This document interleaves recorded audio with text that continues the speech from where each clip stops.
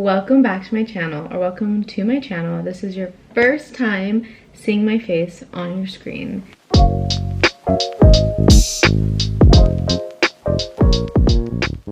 Today, I'm going to be talking about how to become an influencer and basically everything you kind of need to know and things that I've realized along the way. I don't really like the term influencer because for me, like, I don't really influence anything just yet because I'm not that big. I feel like you can use the term influencer when you're like really big, like you actually influence people. So I would say I'm a content creator, but I use it interchangeably. I think people just say influencer because it's just like the easiest thing. I am going to be telling you guys all about how to become an influencer and all the helpful tips that I wish I knew when I started, but I'm here to tell you guys and help you guys out. Without further ado, let's get into this video. For a micro influencer, I would consider it as having like less than, I would say like 10,000 followers. I think it depends. I consider myself still being a micro influencer or a micro content creator, whatever you want to call it. I have about 630, I think, subscribers on YouTube. I have 43,000 followers on TikTok, but it's slowly declining because I haven't been on top of my game on TikTok. And then on Instagram, I have, I think, 12,000 followers, and I also do have a Facebook. I have a couple hundred followers on there. Threads too, Pinterest, everything like that. Yeah, I would still say I'm a micro influencer, but you could say whatever you want, you know. I've kind of explained my journey before about like how I got into social media, but I started really taking social media seriously back in the beginning of 2023. So I've been doing it consistently for about a year. I was really consistent on TikTok at first, and that was how I grew my first following. I had a couple of viral videos on TikTok, and that was kind of like what blew me up and what garnered me like a bunch of followers and my audience that I have right now. I don't do the same videos that I used to do on TikTok. The ones that blew up, I don't do those videos anymore just because it was not something that I enjoyed to do. It was just like something funny that I enjoyed at the time, but it wasn't like, I didn't want that to be like every single thing that I did. So I stopped doing those videos, which did make my content, like the views went down a lot. I lost a lot of followers just from not doing those videos anymore because everybody obviously followed me for those videos that I did, and I just don't do them anymore. And on Instagram, I started blowing up this year in 2024 because of some of the gym videos that I posted. This was like May or June of 2024, so kind of recently. And those videos I actually loved doing, and they were so easy to do because I already go to the gym like almost every day, Monday through Friday, and they were just really easy and they were fun. So my first tip when it comes to becoming, if you know you want to become a content creator, or you know you want to be an influencer, whatever it is, do what you want to do. Do videos that make you happy, do videos that are true to you, and don't worry about having a niche, okay? I think that there's so much of a stigma around like having a niche, not having a niche. A niche is literally just like the category of what your videos are about. So if I'm doing a lot of gym videos, like my Instagram videos or my Instagram reels, and most of my content revolves around the gym, that would be my niche. Or if you do makeup reviews, or if you do mukbangs with food, that's your niche, is like food, right? So if somebody searches you up, they're most likely gonna watch you because you're doing a makeup tutorial or whatever it is. Try everything. Try anything and everything that is enjoyable to you. Even if it's not that like enjoyable, still try it. At the beginning, I tried like literally everything, and I'm still trying like new things. I tried editing. If you guys know of the creator, her name is Justine's Camera Roll. She blew up because she showed people how to edit. She would do a lot of tutorials on how to edit on CapCut. So I kind of tried to like, not copy her, but I went down that route of like trying to teach people how to edit and like just showing my process of how I'm learning, like teaching myself how to edit. And those videos did really well, but they were very time consuming and it wasn't my favorite. Then I did a lot of vlogs. Vlogs are so fun. I still do vlogs to this day, like on my YouTube channel, but it's just not like on my TikTok, on my Instagram. If I did a vlog, like an everyday vlog of like, oh, what I'm doing, it probably wouldn't do that well because that's not like what people come to my page for. So you really have to find what you're good at basically and what people are enjoying. Another tip would be to start a series, okay? I did this on my TikTok and it really, really did well.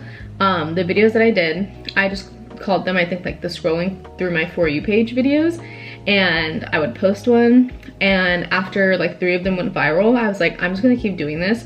And I continued to do it, and I made it into a series. And so I made, like, on my TikTok, I had like a category, and I titled it like scrolling through my For You page, and I had all those videos that were within that topic in spot on my TikTok page that you could just go to and you could click it, and it was like part 1, part 2, part 3, part 4.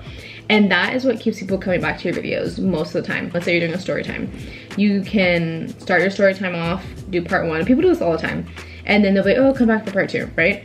That keeps you interested. Obviously, if the story is not interesting, you're not going to come back, but whatever it is, like, have a series for what it is. Justine's camera roll, she does this a lot, and did this a lot at the beginning.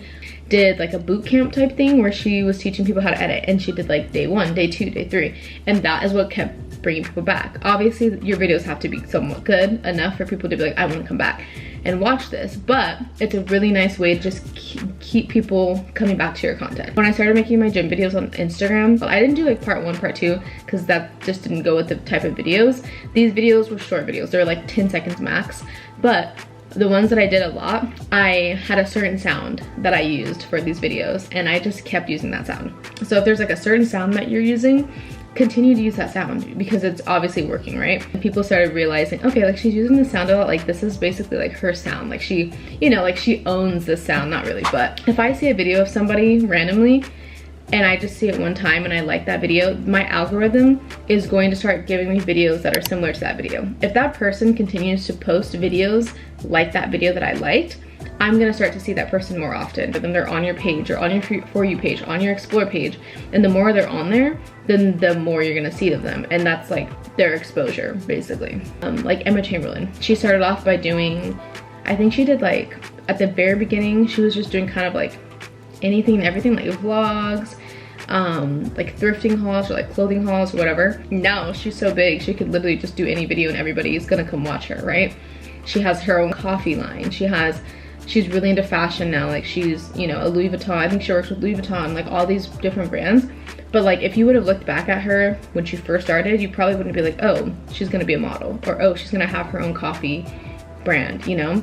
So it's really just like hone in on what is working for you at the beginning, and then once you build an audience, then you can start to venture out and do whatever else it is that you want to do.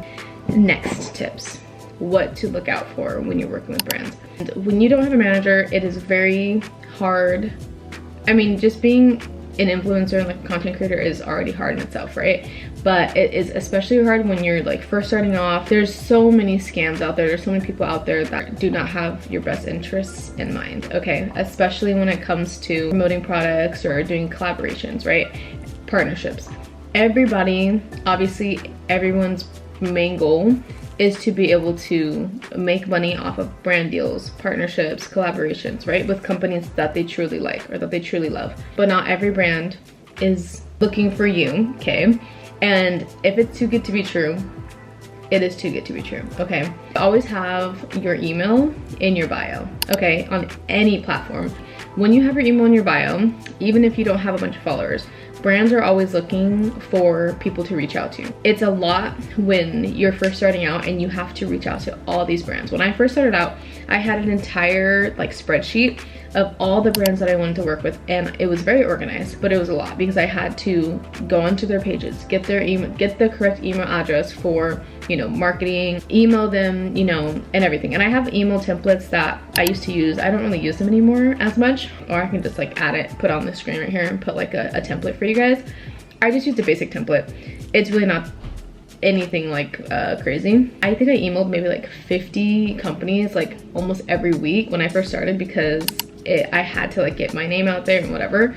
When you start doing that, you'll notice that you'll get a lot of emails, but a lot of them will be either scams or just like a spam or whatever. I would say the most popular ones, or the ones that I've gotten a lot, are if a popular brand is reaching out to you and their email ends in Gmail, it is most likely a scam, okay?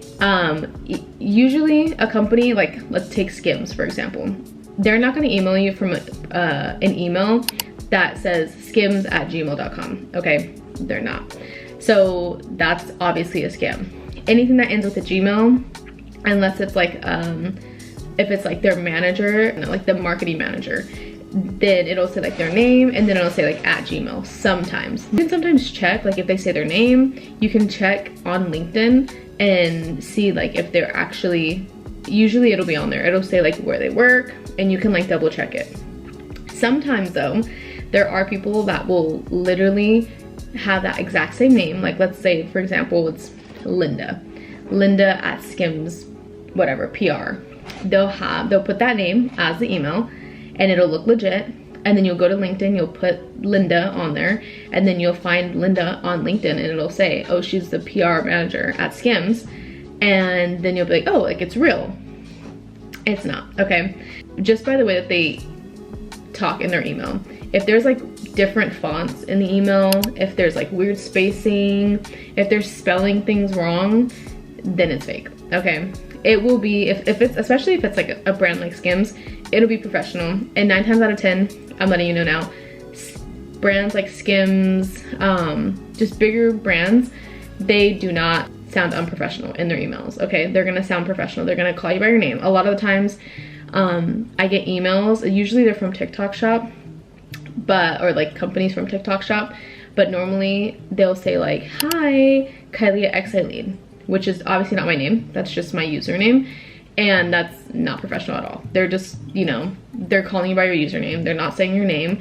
Obviously they could see your name, or they'll just say like, if it's professional, they'll say hi, either your name, or they'll say, hi, my name is blah, blah, blah, and I'm from wherever they're emailing you from. I'll put screenshots up on the screen for you guys of ones to look out for, because I've gotten a lot, okay? And it is kind of annoying, but you just have to, another tip is definitely make sure you look through all your emails. I've done this multiple times where I skimmed over an email and I thought it was really sketch, or it just didn't sound right, and I thought it was a fake or a scam, and it turned out not to be, okay? So just make sure you're doing your due diligence, okay? And make sure you're checking thoroughly to see. Another thing that I realized that people do is, so I've worked with a couple brands and a couple companies now that I've like grown on a lot of my social medias. And something that I noticed is that when I post about the companies that I'm working with, I will get emails from these scam people or from these fake emails, but it'll be them pretending to be the company that I'm working with. So like, let's say I'm working with, use Skims again. Let's say I'm working with Skims and I'm already like in a collaboration with them. You know, it's a real collaboration and whatever, and I posted about it already. Then I'll get an email, another one, from a fake one. Obviously I don't know it's fake, but it'll be them saying like, hey, it'll look sketch, but it'll be like, hey, we're from Skims. We're gonna send you free monthly packages, 10 items of your choice per month with your own exclusive discount code. Okay, that is a scam. No company sends out, I mean, maybe unless it's like a PR package, but no company is going to send you free products every month. They're not gonna send you 10 items every month. And that's like the same template that I've gotten that template multiple times from fake emails with a lot of the companies that I've worked with, but they're obviously fake. So if you ever see an email like that, which you probably will, it's fake, okay? And the email ends in like Gmail, like I said. So that's how you also know it's fake, okay? It's not an actual email. Another tip that I would recommend is if you're trying to gain an audience, let's say you're trying to get an audience on TikTok, no matter what you're trying to get an audience on, you should be posting on every single platform, okay? Every platform that you can. At the beginning when I first started, I was, and I'm not gonna say it's really hard, okay? Not really hard, but it is definitely time consuming having to post on every single platform, or like multiple, especially when it's like a YouTube video, because YouTube videos, they have a different format, right? They're landscape and everything else is portrait, right? It's like that. So yeah, my tip is definitely post on as many social medias as you can. One, it grows your audience by a lot. When I first started off, I was only posting on TikTok, and I honestly could have been posting on Instagram Reels. I could have been posting on YouTube Shorts. And nowadays, almost every single platform has short form content, and also a way for you to do long form content. So there's really no excuses. When I first started, I was really nervous to post on Instagram because like Instagram at first to me was just friends that I went to high school with, that I was in college with. They're all my, like, it's just, you know, a way to connect with my friends. I didn't really see it as a way to grow an audience, right? And so I was really nervous, but when I actually started posting on Instagram, it was really amazing. It was really nice. Like, try and post on as many platforms as you can. I currently post on TikTok, Instagram Reels, YouTube Shorts, YouTube regularly, Pinterest, and Threads, and Facebook. I used to be so against posting on Facebook only because I've never had a Facebook. And my first social media was Instagram. I just never had to get a Facebook. So I was like, I don't need one. I just think it's weird, like whatever. And then just recently, I turned on a setting on my Instagram where anything that I post on my Instagram posts onto my Facebook. And my audience grew so much with just doing that, with like adding Facebook. Instagram and Threads and Facebook, those are all within Meta, which is the company that owns those three social medias. If you post on one of those, like let's say you post on Instagram, you can put a setting to where it'll automatically post your videos on Facebook and Threads. It's so much easier, because if not, then you have to go there manually, you know, post them all. And it's just doing a lot. As a content creator, you are trying to grow your audience. You want people to see your videos and whatever it is that you're doing. And in order to do that, you can't be, you know, only posting on one thing. I mean, you can, but it's most likely gonna take a lot longer for you to reach your goals. It's really challenging at first, especially if you're posting like a YouTube video, you know, if you're mainly on YouTube, it is kind of hard to try and like, you know, post clips from YouTube to Instagram to TikTok or whatever. But I will link down below some of the websites that automatically splice up like your videos. It's like an AI generated splicing up of your videos. And it kind of helps a little bit. I've used it before and it is pretty helpful. It'll do it for you. And I believe it's free. I will link that down below for you guys, okay? So there's no excuses. And I'm pretty sure a lot of people say this all the time. Do not just take any brand deal, any partnership, any collaboration just because it's either paying good or because you're like super excited because it's like your first one. Most of my first partnerships with companies were for free. And I will say this, a lot of people say don't take free, don't, you know, do something if it's for free, like, you know, it's not worth it, whatever. I do agree with that. You should always be compensated for what it is that you're doing, right? This is a job at the end of the day. This is a, you know, a job, and it can be a job, even if you're just doing this for fun. People out there get paid for doing this. You should be able to get paid for doing this. But when you are just starting out, I do think that it is okay to take some free, some free partnerships. Okay, not all. And when I say this, I don't mean like TikTok Shop, like, you know, because when you first start off, if you're especially on TikTok Shop, they're really pushing the TikTok Shop, which I used to be so annoyed about. They're really doing, like, they're really pushing it because you guys, anybody that is receiving free, if you're receiving free gifted products from a company, you are going to be taxed on that, okay? At the end of the year, no matter what. Anything that is free that you're not paying for, that you're getting from a company, you're gonna get taxed on it, right? Because it's a tax write-off for the company. No matter what, you're gonna get taxed on it. And it may not be, you know, a lot, but it could add up. If you're getting, you know, even PR packages, which are just free items every month, you're gonna get taxed on that.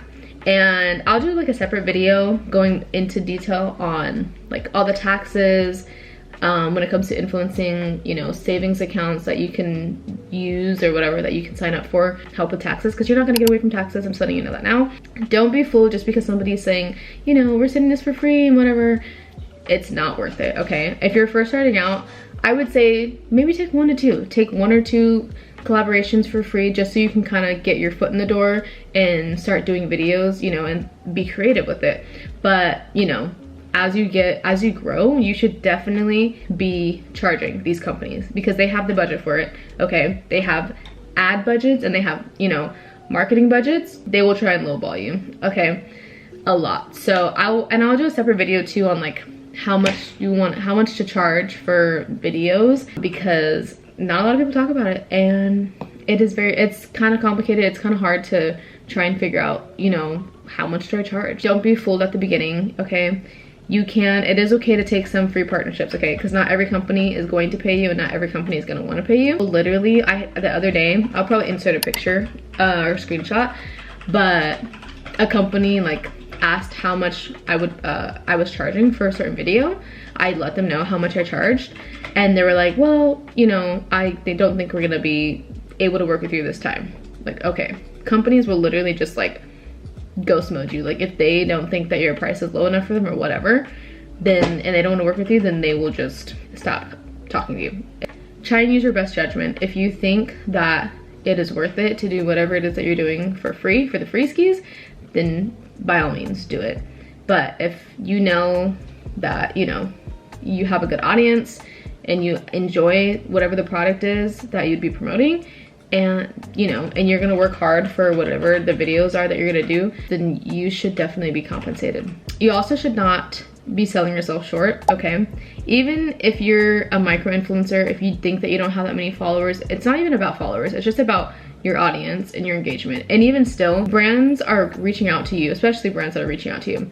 They're reaching out to you to showcase their products, and they want to get more people to see what it is that they're selling. You deserve however much it is that, you know, obviously don't go crazy with it, but you still deserve to get paid for what it is that you're doing. You're still doing something for a company. You're still using your own time, your own money, and you still deserve to get paid for that. So don't sell yourself short. And my next tip is something that I think everybody says, is be consistent, okay? That's with anything, okay? With anything in life that you're trying to do to succeed, you have to be consistent no matter what. Definitely a challenging one, I'm sure for a lot of people, but for me personally, it is challenging to stay consistent with, you know, every single platform that I'm using and whatever, but it is very true. The more consistent you are, the better results you're gonna have, okay?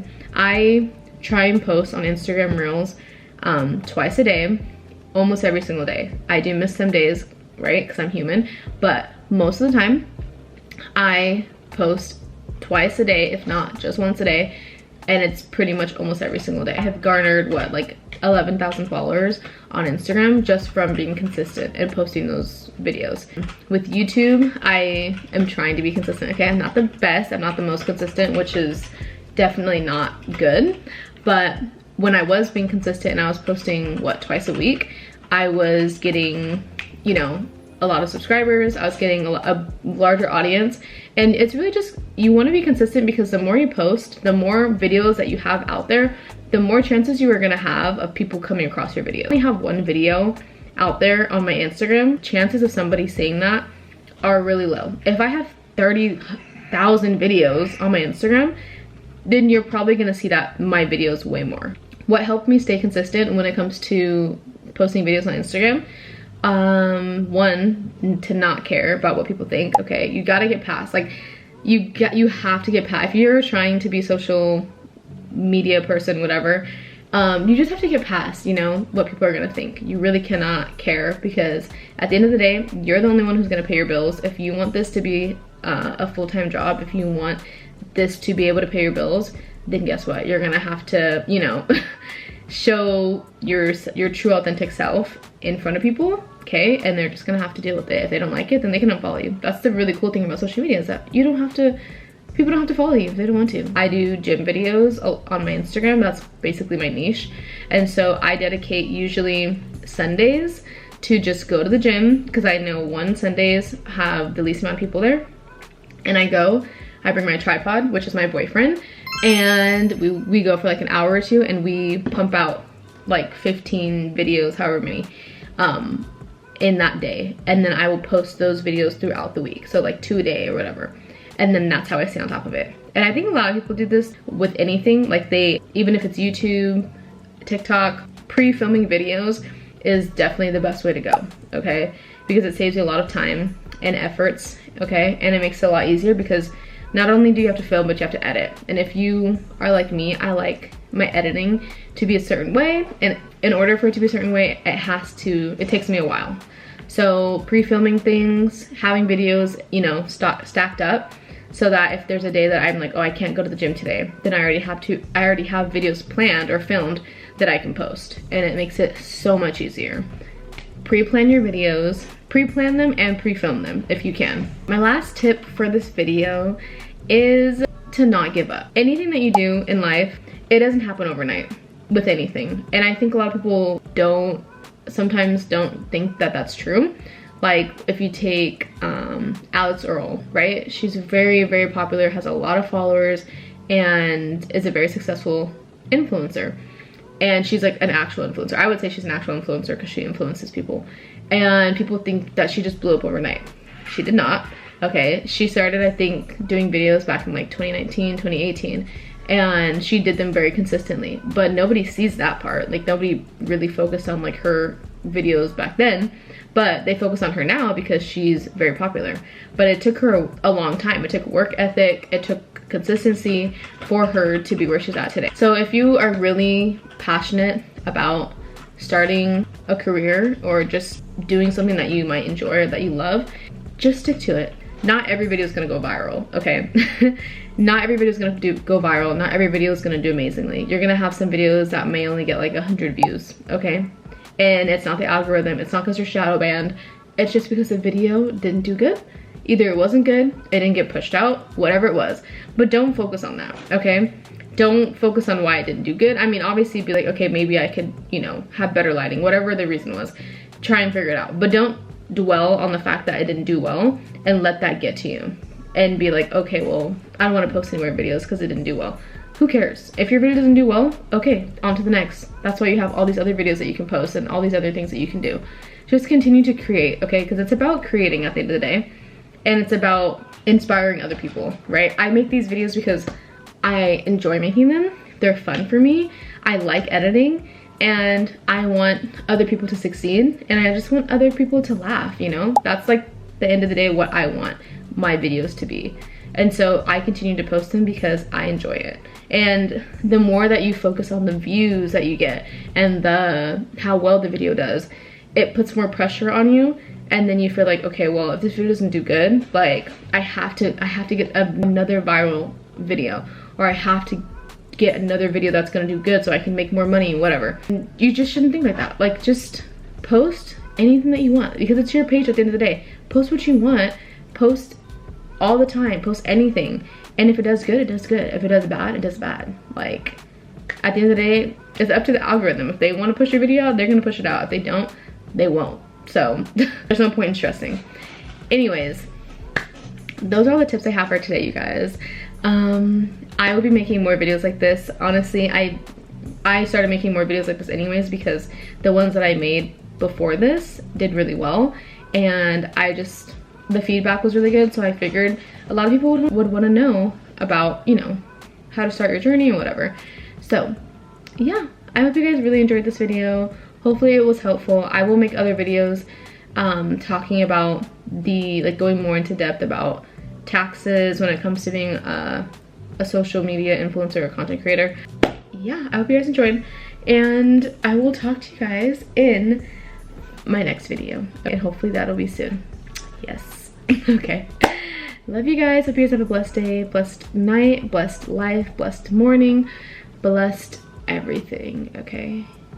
Bye. Please tell me this was not crooked the whole time.